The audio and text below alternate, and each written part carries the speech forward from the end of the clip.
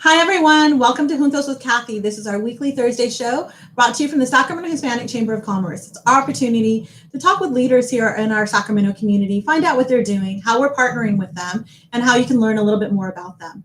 Today, I'm very excited because we're going to be talking about a topic that I think a lot of us have in mind, and that is mental health, and finding out a little bit more about what we need to do to check in with ourselves, how to take care of ourselves, and just find out that a lot of other people are going through the same thing. So I'm excited that today we actually have with us Jose Vega, and he is the Director of Health Services for the Sacramento LGBT Community Center. Welcome, Jose. Hello, thank you for having me. I'm excited to have you. I know we haven't had an opportunity to meet in person, so I'm excited that we're able to do this today with you.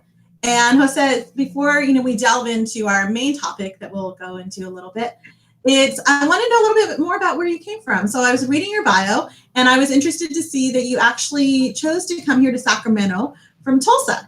And you actually chose to do that during this pandemic. So that's a pretty big move in itself.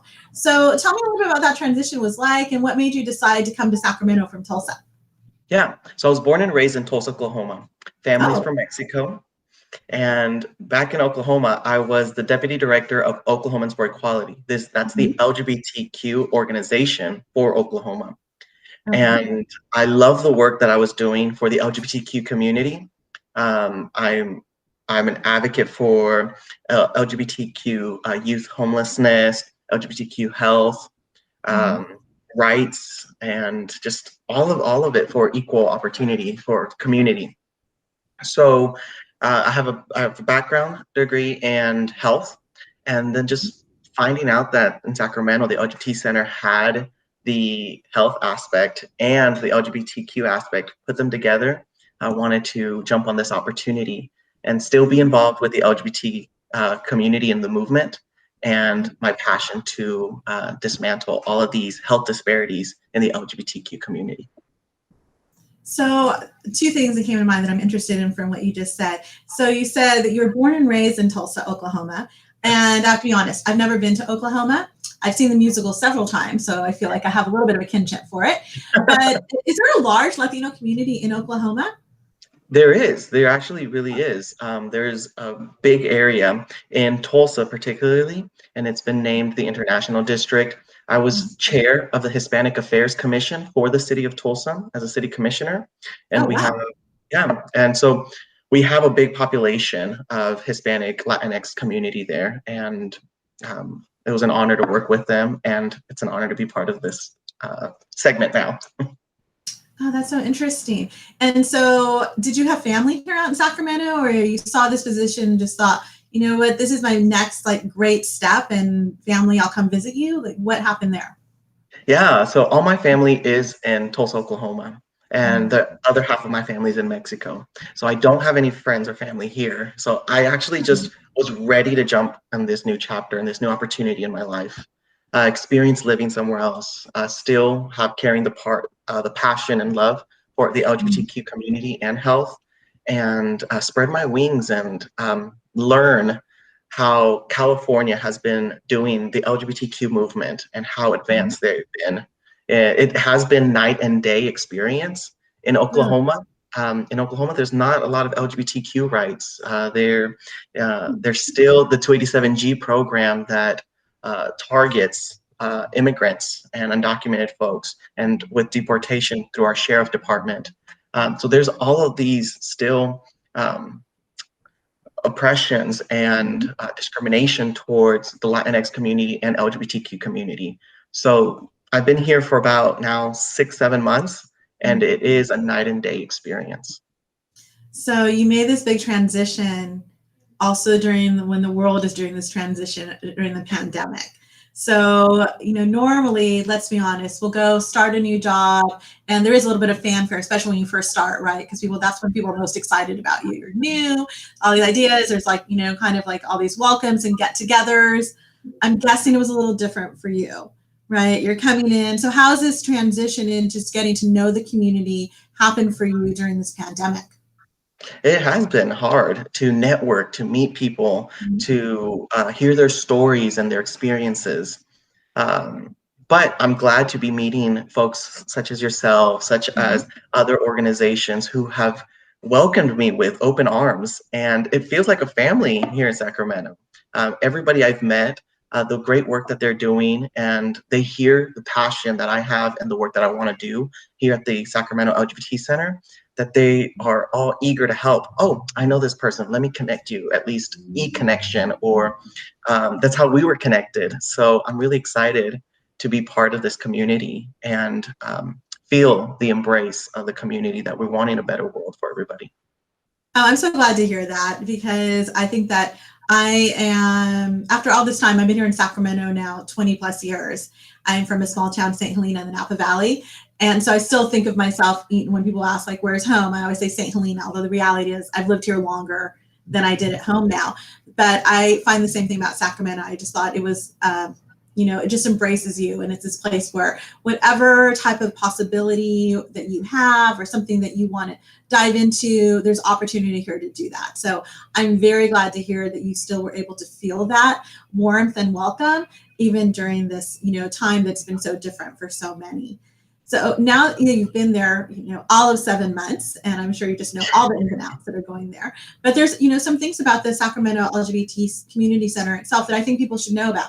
One is the building that you're in itself is relatively new to you. It's a big, accomplishment for the organization to actually have that building. So can you share with us, like, when that happened and what that's like for you guys to be rooted, like, right in the center of what in Sacramento is called Lavender Heights? And I use that as, again, someone who's been here in Sacramento for a very long time, but if you can also give a brief overview of why it's called Lavender Heights for those that don't know that are watching us right now. Yeah, it's the LGBTQ district. And to talk a little bit about the organization and the building that now they purchased, I think it's now a year that they have been settled in. What we usually see a lot of these organizations is they're always moving one place to another, but finally it's beautiful when we finally have a permanent home. And so we're really excited to finally have a permanent home that they're going to want. They're working on paying off the building, start renovating, and developing all of these solid programs, the health department, the bilingual department, the youth department, and then we're expanding as well. So I'm in charge of opening a remote South Sacramento sexual health clinic, and that is on Stockton Boulevard. So I'm very honored to be part of this tremendous growth that the LGBT organization is going through. This building it's a beautiful building. It is on J and 20th Street. It is in the heart of Lavender Heights. It's beautiful community.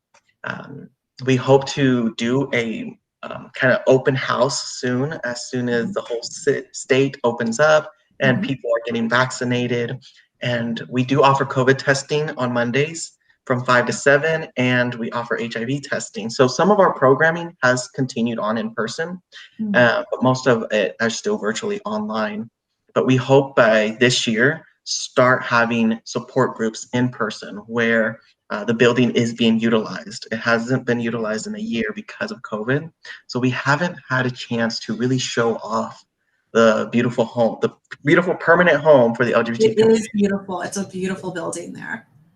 Yeah, So they're really fortunate there.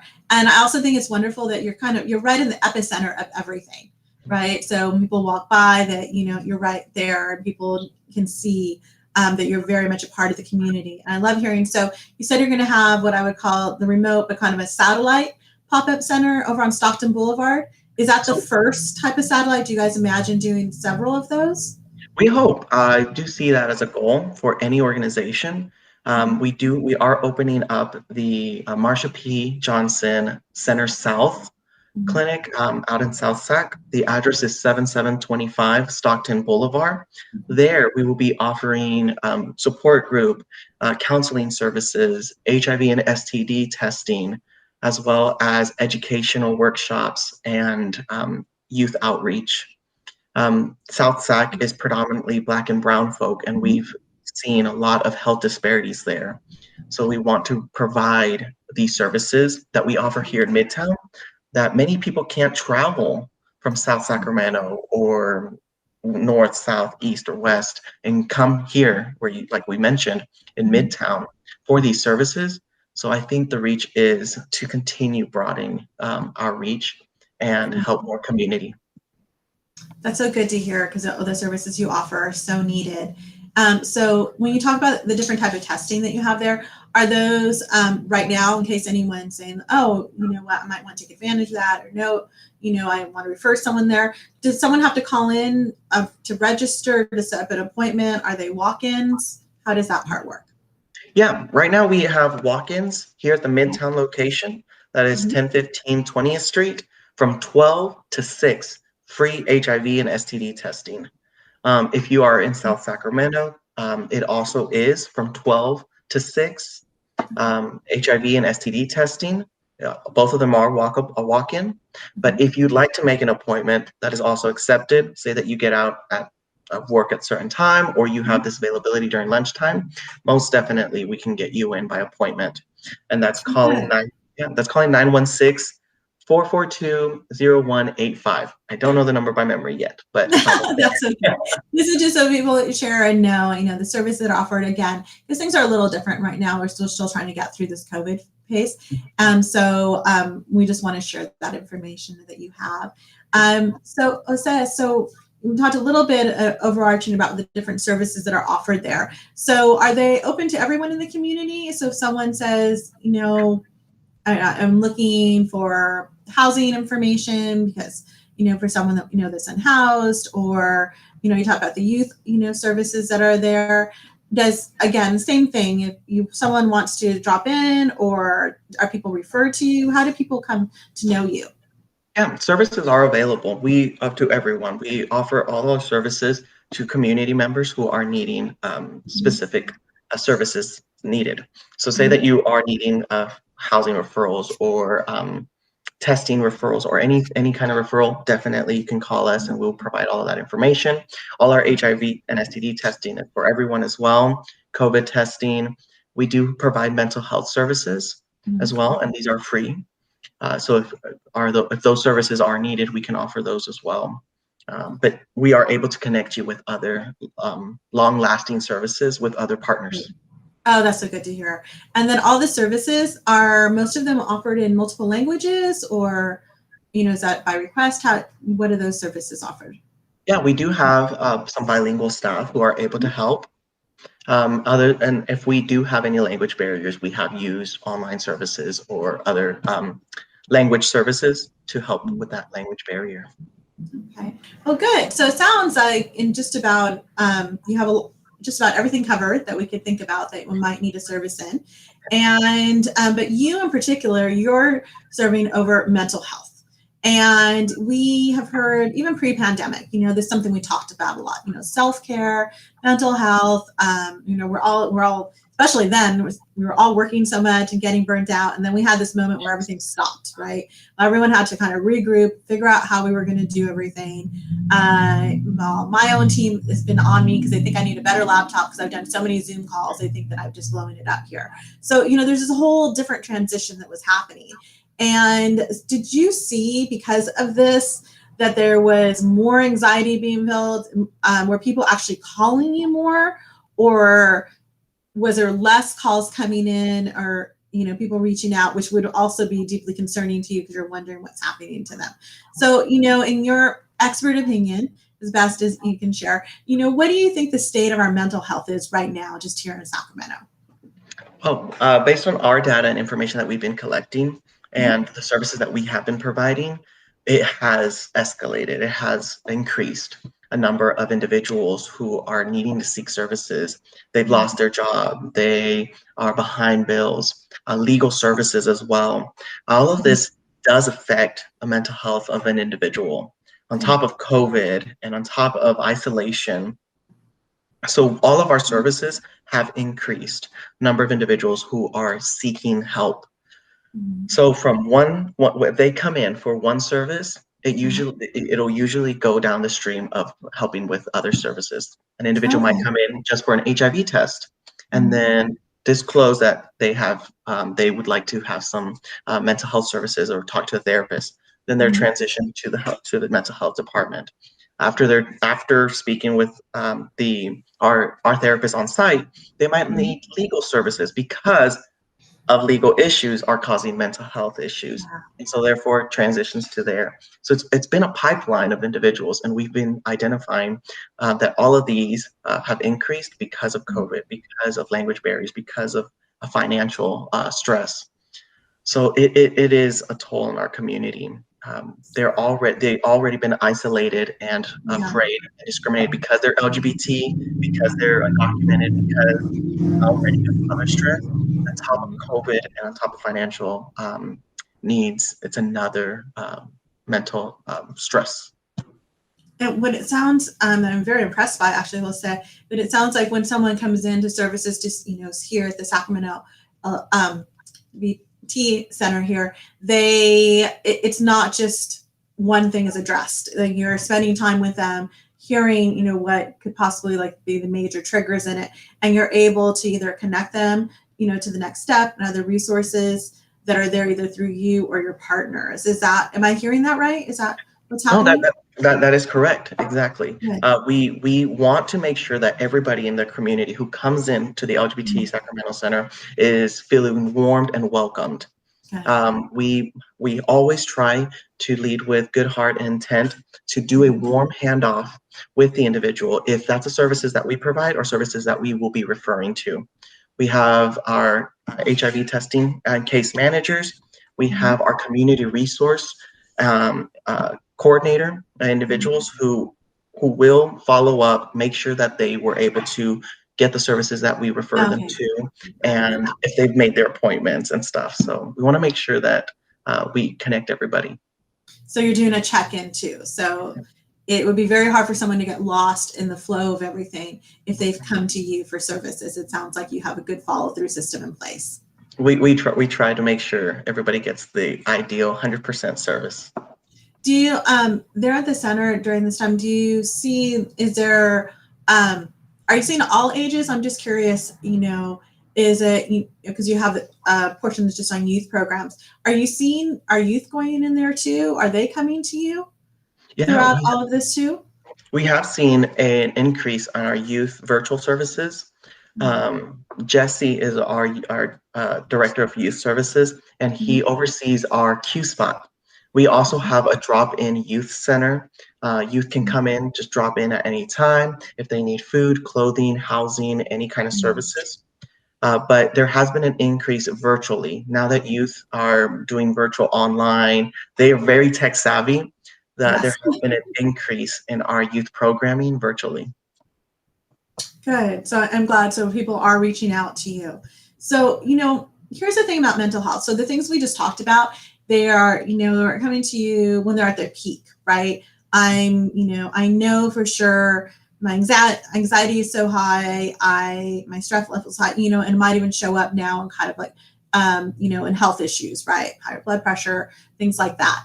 But, what I'm curious about in mental health is, sometimes we're not really sure, right? Like, how do you know, or when should you check in if you're not sure if this is the case of what people used to call the Monday blues? I say that because sometimes these weeks seem like very long Mondays, and so it can be different. But there is something like, I'm just kind of feeling kind of blue, not really sure there. But at what point should you think that I've kind of been in this for longer than, I don't know, a day, a few hours? But I feel like there's a lot of times we kind of either for ourselves kind of say, it's nothing, I'm just going to keep moving forward.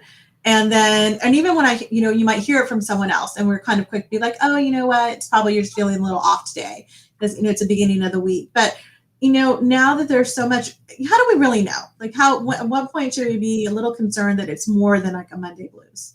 Yeah, check the signs. Do a self check-in, and if you have loved ones, also check in with them. We want to make sure that you're not falling in depression, in anxiety, focusing. We tend to focus a lot on work and just get what needs to be done, and not focus on ourselves and check in. So I do recommend individuals to check in on yourself. Check in what are you thinking about? What are you stressing about? What are things that that the LGBT Center could help, and reach out. We'll be more than happy. We take every call. We are open Monday through Friday from 10 to 6, always on staff. So if you've been worried about something so much and you need to speak with somebody, we're here to help. So check in with one another. Now that things are opening up, vaccinations are open to everybody. Check in on your neighbor, check in on your family, get vaccinated so we can go back to pre-COVID and back to a sense of normality where we can go outside, we can enjoy physical contact, because I know that that has been an increase of mental health through communities of isolation, of not of having these virtual talks and conversations, but not having physical connections. And so if you need that, check in on yourself with all of that. We want to make sure everybody is being safe and checking their mental health. That actually leads to a really nice transition, because we having this check-in and doing all that, but here's the additional like twist to everything. So how does that work within the Latino community? Because let's be honest, in the Latino community, I think, and I think it's true really for a lot of our diverse communities, that, you know, somewhere in their family background, there's an immigrant story with that, right? And so there's always that, you know, a part of our story that's like, you know, échale ganas, you just move forward, you know, you keep, you know, at it. And so you might not check in, and you might not know that there's more going on, because you're just used to, like, you know, you just work hard and that's what's going to, you know, make you get to that next goal. But within Latino community, and what you share, what are those extra steps, you know, in checking in, or how do we make it seem like this is okay? It's okay if you need a little bit, you know, extra help or someone, you know, to talk to, that it's as important as what we used to say. I've heard this example, like if you have blood pressure medicine and that's what's going to keep you going, you would still take that pill every day, because, you know, that's part of it. So how can we think about mental health in the same way? So what do you say to, you know, our Latino community about mental health and the importance of it? Yeah, growing up in the Hispanic Latinx community, yeah, mental health is a taboo in our Yeah. community. We don't really want to talk about it. We kind of let people know, oh, you know, just leave it aside. You just need to focus on this. Just work, work. And I get it. Our heart, our passion, we come to this country and we work and we build it together. Yeah. So I get it. So sometimes, yes, checking in, pausing and breathing. Now that more generations are developing and are building families here in this community, and getting the education we need for better understanding on mental health. Check in on your parents, the youth. I feel like the youth are the change makers for the next generations, because they're more aware. They're more aware of non-discrimination policies, you know, community and mental health aspect. So talking to your mother and father, to your parents, to your tias and your abuelas, letting them know, hey, tia, you know, there's all this going on. Yes, let's check in on each other. How are you feeling? What can we do help? All of our youth are very tech savvy, so if la tia or el tío or grandma, grandpa don't know how to use a computer, jump online. Let's get connected. All of our services are telehealth now, that they don't have to exit their home. We can do this virtually, a virtual health therapy session. Yeah. Good. That's in to hear, because I think that a lot of people, you know, overall, and then especially in the Latino community, might not realize that what they're feeling might be this need for a check-in, because everything you described, and, you know, the physical contact, it's so much a part of our community. You know, our large gatherings. I always tell people, share people telling the funny story. I had my former boss when I was at the Sacramento Bee. I came home one weekend from a weekend away with my family, and she said, "Oh, what'd you do this week?" And I'm like, "Oh, I went to my tia's. We had her birthday. We were, you know, it was small though. Not everyone could come because it was so last minute." And she was like, "How many people?" There was just about 80. No, it was really small, so it was just in the backyard. And she was just like, "That's like the size of a small wedding." I'm like, "Really?" Because it just, you know, for us, I'm like, "Oh, that's like, you know, more than half was missing, you know, that would normally be there." And I think during this time frame, when we were like, no, we can only, you know, see you through the window or do all this, like, it's exceptionally hard, on top of the fact that really that we have a lot of multi-generational households. And so having all these rules in place has been incredibly challenging. And so what you're sharing out is so important to remind people, if you're feeling this way, you know, it's okay. And there's additional assistance here, right? Exactly. And then you also said there, you know, bilingual services too. So if people need that additional part, they can find it here at the center. Yeah, all of our services are free. If you have we have seen an increase in our bilingual community of through our legal services, where they are having landlord issues because of Mm, not being able to pay the rent. They're yeah. having discrimination, domestic violence, an increase in domestic Mm, violence and sexual assault within our Latinx community because of these isolations. So this has impacted a lot and has created domino effect in a lot of avenues and issues. So knowing that this organization is here and welcoming arms for all community to come in and get these services, we're here for you. that's so great, Jose. I'm so glad you made that move from Tulsa to come here to Sacramento. I'm very much looking forward to things opening up so we can come to that open house you're going to have there at the center on J Street. And I think, as believe it or not, our time is about soon to wrap up. As I told you, it goes by very quickly. But I do want to, we try to get this message in, and each time now, just because we do want to move forward for us. Normalcy is making sure our businesses are able to open and we're able to support them. So there's two things. One, the vaccinations, right? So I'm fully vaccinated now. And admittedly, on here for everyone watching, yes, the second shot did take me out for a day or so, but I'm fine and I'm feeling good. And I'm happy the majority of my family is also fully vaccinated. Have you also found that was part of the anxiety for people? Or are people coming in unsure about getting this vaccination? Still worried that maybe it's something they shouldn't do? We have gotten a lot of community members, the Latinx community, worried, concerned. They have questions. Really? Okay. We have hosted a number of uh, virtual Mhm. live streams on Facebook, English and Spanish, on information about the vaccine. We, in our services here, we have added that support and help. So if you're here for an HIV test, you get tested Mhm. and everything. And then we also ask, do you need any help or have you made your appointment for a vaccination? And if they haven't, we'll be more than happy to go online with you, find the nearest vaccination site and get you your first appointment. And then we'll also check in if you need another one or so forth. We want to help in our community as much as we can. We offer COVID testing every Monday here at the Midtown location Mhm. from 5 to 7, and we also have an enrollment vaccination site station. So Oh, everybody here who comes in, have you been vaccinated? I haven't. We can help you make an appointment. It's free. And so we definitely want to help as many community members get vaccinated so we can go to that reality of not having to wear masks and get rid of COVID. wonderful. I'm so glad to hear that you're doing that extra service. As you know, we've heard it too when people call us and they're still unsure. And that's why I've been very transparent as I just shared, I've gotten my second one. Yes, there was a day where I was feeling a little woozy and unsure, but the realities are, again, most of us come from large families.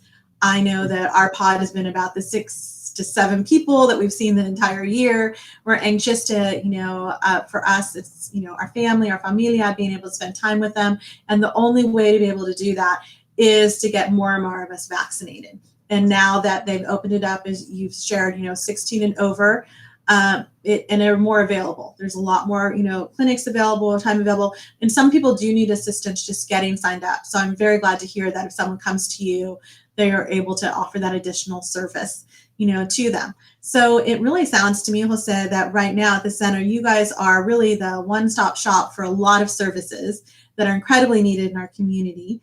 And so we really appreciate the work that's being done there. And again, we're looking forward to coming and, hopefully maybe we can help you do a ribbon cutting too. We'd love to be able to do that for you too.